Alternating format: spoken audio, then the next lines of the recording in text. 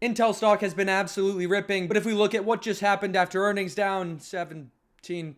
Why is this? What does this mean going forward? And who cares? Well, investors that bought during the dot-com bubble 26 years ago care because they just broke even on their investment after 2.5 decades. Congrats. Now you're back to tanking. Let's be honest, a large part of Intel's run-up is one, because the US government absolutely bailed them out. The US wants to compete on a global scale with the biggest chip manufacturers in the world like TSM. And if China and Taiwan start beefing, then Nvidia probably is screwed. And if Nvidia gets screwed, then the United States' whole economy goes to crap. And speaking of Nvidia, they also backed Intel, probably because Trump told Jensen to. And there's a few other reasons that are in the self-interest of Jensen Huang and Nvidia. I go into that in a lot more detail in this full video here. Intel is throwing a massive signal. Yes, that's right, this 17% down candle. This is actually pretty significant. Historically, we're getting a strong sell rating and some terrible edge. If we run a backtest on this strategy, price drop reversal on Intel over the last 10 years, meaning Intel has dropped 3 standard deviations below its normal move. We can see here, it's pretty ugly. 17 times, 10 years, almost a 40% win rate. The strategy has